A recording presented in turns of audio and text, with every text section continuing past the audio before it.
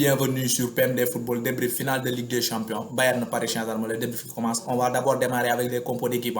Côté Paris Saint-Germain, c'était le retour de Keylor Navas. Et quel retour! Certes, son équipe a perdu, mais il a fait un très bon match.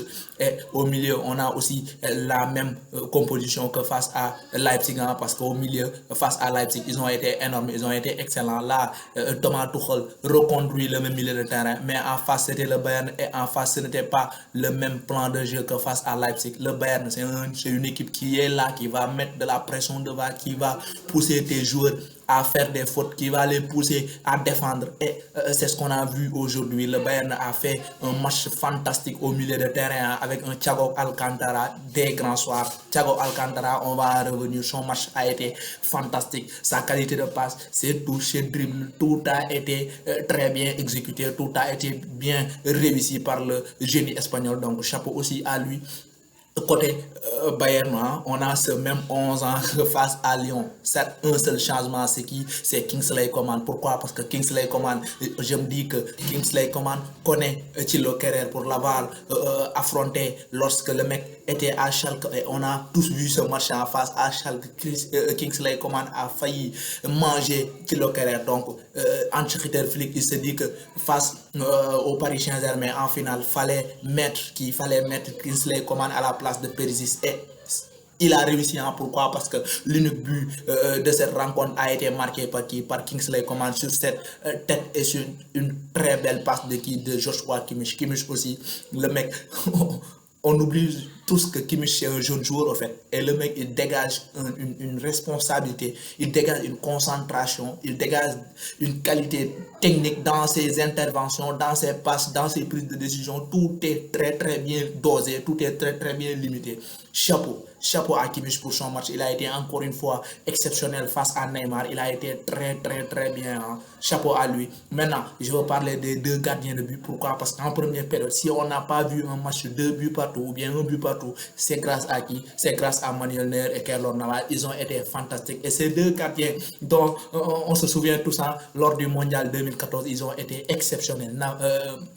Navas, on l'a connu lors de ce mondial 2014 avec le Costa Rica. Il a été fantastique, il a été exceptionnel. Neuer, c'est la même chose. En 2014, lui aussi, il a été le meilleur gardien de la compétition. Il a remporté cette compétition, il a été fantastique. Donc je me dis que face à face, ils feront un très bon match. Et c'était le cas ce soir. Ils ont été énormes tous les deux. Et chapeau encore une fois à Manuel Neuer. Pourquoi? Parce qu'on a vu tous les occasions parisiennes. Certes, le Bayern a dominé, le Bayern a fait mal, mais les occasions franches, qui a plus d'occasions franches, c'est qui? C'est le Paris Saint-Germain avec ses ratés de Mbappé en face.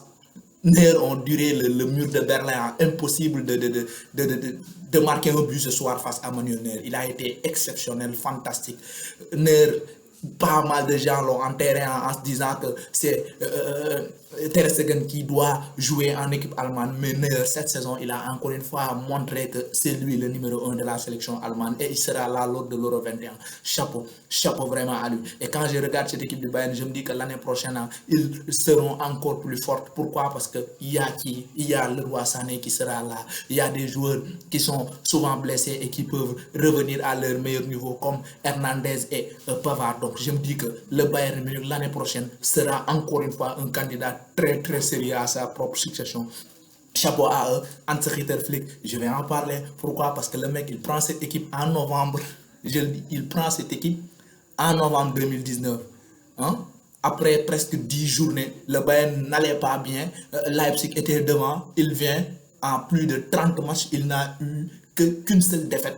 Et depuis la reprise du au coronavirus, c'est que des victoires. Donc chapeau à lui. Et pour la première fois de l'histoire de la Ligue des Champions, une équipe réalise ce que une équipe n'a jamais réalisé au fait ce que le Bayern a réalisé ce soir. C'est quoi? C'est sur 11 matchs de Champions League, remporter tous les 11 matchs. Ce n'est jamais arrivé. Lewandowski, il mérite son ballon d'or. Lewandowski, va falloir que France Football revienne sur sa décision et donne le ballon d'or 2020 à Lewandowski. Parce que le mec, 54 buts en une saison, c'est pas facile. Parce que le mec, 15 buts en Champions League, ce n'est pas facile. Parce que le mec, être meilleur buteur de la Bundesliga avec 33 buts, ce n'est pas facile. Lewandowski, il a tout remporté cette année. Lewandowski, il a été fantastique. Lewandowski mérite son ballon d'or. Donc, donnez-lui son ballon d'or.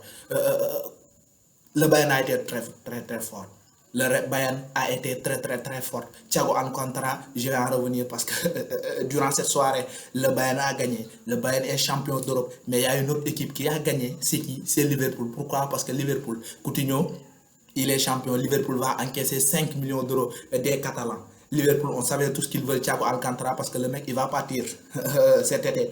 Et Liverpool avait juste émis 25 millions d'euros pour pouvoir l'avoir, alors que le Bayern veut 30. Ils vont prendre les 5 millions d'euros de Coutinho et ils vont le mettre sur les 25 pour donner en fait ces 30 millions d'euros réclamés par le Bayern et avoir un Thiago Alcantara. Imaginez Thiago Alcantara à ce niveau, dans cette équipe du Liverpool, on va tous se faire waouh! On va avoir du mal à lutter face à Liverpool parce que l'année prochaine avec Thiago Alcantara à ce niveau, associé à des Fabinho, à des Wijnaldum, à des Henderson, l'équipe de Jürgen Klopp sera un sérieux prétendant pour la victoire finale à la Champions League et à la Premier League. Donc, il va falloir se gérer. Thiago Alcantara dans ce match, c'est 75 passes réussies. Le deuxième joueur qui a le plus grand nombre de passes réussies, c'est qui? C'est David Alaba avec 53. Regardez le gap, 53 et 75. Ça veut dire que le mec, il a été exceptionnel. Le mec, dans ses contrôles, il a été très très fort. Dans ses prises de balle, dans ses passes, sur le but du Bayern Munich, on a tous vu la première passe de Thiago Alcantara qui élimine 5-6 joueurs du Paris Saint-Germain. Après, on a la qualité de centre de Kimmich et le Bayern, c'est une machine à centrer. Plus de 20 centres dans un match, ce n'est pas facile. Le Bayern, avec les latéraux comme Alphonso Davies et Kimmich, ils vont toujours centrer. Chapeau à la défense parisienne lors de cette première période. Ils ont réussi à tenir les armadas offensives, l'armada offensive de cette équipe de Bayern. Müller, je vais en parler parce que Müller, quand tu regardes le match, tu ne vois pas beaucoup Müller. Mais Müller, quand tu observes Müller, tu vois que le mec, c'est le leader de cette équipe. Müller, il dit à tous les joueurs quoi faire. Müller, il oriente Lewandowski. Müller, il oriente Goretzka. Goretzka aussi, je vais en revenir. Pourquoi? Parce que Goretzka, il a récupéré un nombre incalculable de ballons ce soir. Goretzka, il a empêché à Neymar de jouer son football. Goretzka, il a fait mal au milieu. Goretzka, il a été énorme. Le volume de jeu du mec, c'est du jamais vu. Goretzka, quand on regarde le Goretzka de l'année dernière et le Goretzka de cette année, chapeau à Hans-Dieter Flick. Il a vraiment transformé ce mec en un monstre. Donc chapeau. Chapeau à lui. Le Bayern Munich qui remporte sa 6e Ligue des Champions. Paris, ils vont encore devoir batailler l'année prochaine pour pouvoir enfin remporter leur premier Champions League.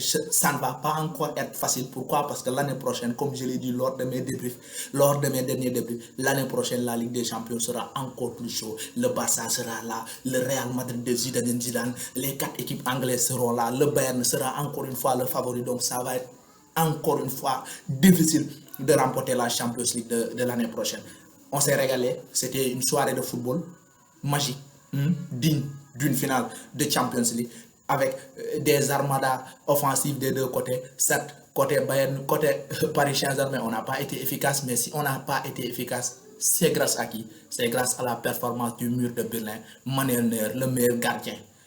Parce que Manuel Neuer, il faut qu'on soit d'accord sur une chose. Si aujourd'hui tu vois des gardiens qui essaient de jouer au football, qui essaient de couvrir les espaces laissés par leurs défenseurs, ils l'ont vu de qui? De Manuel Neuer. Manuel Neuer, c'est le nouveau type de gardien. Manuel Neuer, si on parle du poste de gardien de but en ce moment, c'est en grande partie grâce à qui? Grâce à Manuel Neuer. Et pour pouvoir remporter ce genre de titre, il vous faut un gardien comme Manuel Neuer. Chapeau à lui. Thiago Alcantara, Goretzka, Coman, ils ont été tous fantastiques. Le Bayern a été plus fort, le Bayern l'a montré, le Bayern a gagné. Chapeau à Hans-Dieter Flick. Et rendez-vous la saison prochaine. Ça va pas durer longtemps parce que la Ligue 1 elle a démarré, la Premier League en septembre, la Liga aussi. Donc rendez-vous en septembre pour de nouveaux débriefs. D'ici là, on continue à liker, on continue à partager, on s'abonne. Et n'oubliez pas, notre rubrique Mon Mercato va revenir. On va parler de cette équipe du Bayern, des recrues potentiels. On va parler du Real Madrid, on va parler de la Juventus. On s'abonne. Portez-vous bien.